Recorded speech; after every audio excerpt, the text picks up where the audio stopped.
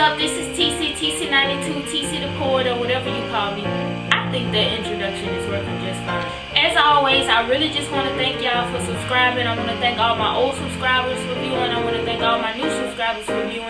And if you're not subscribed, then it's never too late to press that button. The button can be found right down here below the video, so don't forget to press it. It is much appreciated, like I always say in every video. So in this video, today I want to talk to you about a situation that I think should be discussed. Like I told you before, I don't know if you remember, but in my introduction video I mentioned to y'all that I'm in school right now to be an elementary education teacher. Yeah. Well, this past semester, which was the spring semester, I had a lot of field experience to do just working in school. So I seen a lot of different children. I seen a lot of different personalities, a lot of different, behavior issues that just made the classroom what it was as a whole. And I also seen some teachers who dealt with those behavior issues in a way that, maybe I don't think I would have, but I'm not in the classroom yet, so I can't really, put my 2 cents on that. That was just one particular boy in the 2nd grade classroom, and from the beginning of the classroom, the teacher told us that she knew that that child had a bad case of ADHD. And so from the beginning of the classroom, she basically separated him from every child in the classroom. It seemed like to me that she let other children get away with a lot more than she let him get away with, because she knew, the baggage that he came with.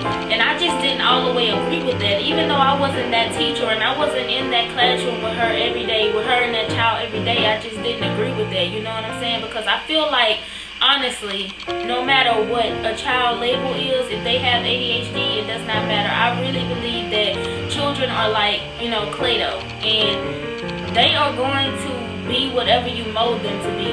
Children have expectations. You give them expectations, and I guarantee that they will live up or down to them, whichever one you choose. Give them low expectations and they're going to live down to them. Give them high expectations and they'll live up to them. So I'm just a strong believer that no matter what, a child has, I just don't think that you should start them out for failure, because I feel like because she started him out being separated from everybody in the classroom, that kind of set him up to failure. That kind of told him that, okay, I know what you're capable of. And it could be that he acts the same because he's always treated the same.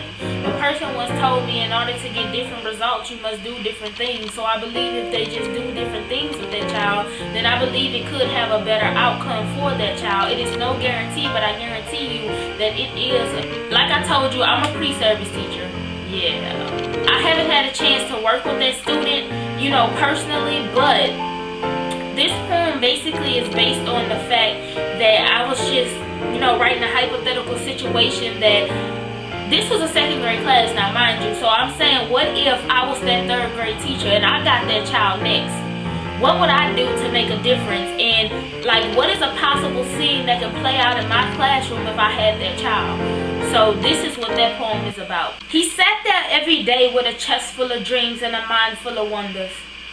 I often wondered why he never spoke up when I needed him to, but always when I asked him not. And I've come to the conclusion that he never wanted to be labeled as incapable, like a person unable to fly even after they promised him his wings. It always seems as if he couldn't control his behavior, and not because he wasn't able, but because of his label. So I asked him, I said, is it possible for you to sit still? And he told me, he said, ma'am, I've tried, but I won't lie, I'm not able. My mind functions like arms on a clock that's tired of ticking. My mind resembles a car with a broken ignition. My attention span is like a bomb that blows every minute. So just ignore my constant fidgets and flights of inattention. Somebody must have told you. It's locked inside my folder that follows me around like shadows in the daytime, like mosquitoes to open wells. Ma'am, don't you know I have ADHD, so I can't pay attention for long periods of time. I am broken, and I find it hard to stay focused. You are provoking a response that I can't reply with. I'm not listening because I can't comprehend. That's no denying. I have ADHD, so please don't waste your time and just teach me. Please don't waste your time on my flaws, because all I can give you is interruptions and a headache. That's all they mandate you to teach me, but nowhere in your contract do they ask you to reach me. So please be my teacher and not my therapist.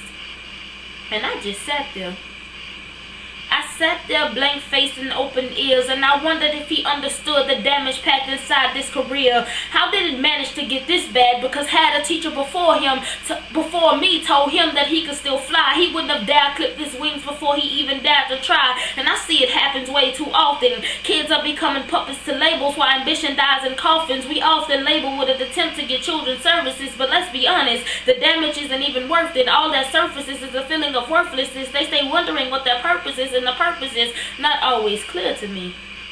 And I'm not saying that some children don't need services that labels have to offer, but I'm just saying that he didn't need that added stress that the label brought him. His family treats him like he's broken. His peers treat him all the same. He became that kid with ADHD and not a human being with a name. I often wondered why he never opened up his treasure chest of a chest and exposed his dreams. I often wondered why he seemed so unconfident in classes. I often wondered what was his passion. I searched for facial expressions, protesting for the answers. He always sits in the same seat every day, high off medication that claims to fix his personality. I want to ask him if he feels human. I want to ask him how it feels to be the blueprint of perfection. I just want to break down his walls and dig the truth from his spine, to open his eyes to a situation at hand. I wonder if he often feels like a robot functioning to Ritalin's demands. I just want to know what he's feeling, and maybe one day he will trust me enough to let me know. Maybe one day he will realize what he is actually worth. Maybe one day he will become Anthony and not his label. Maybe one day they will let him be human.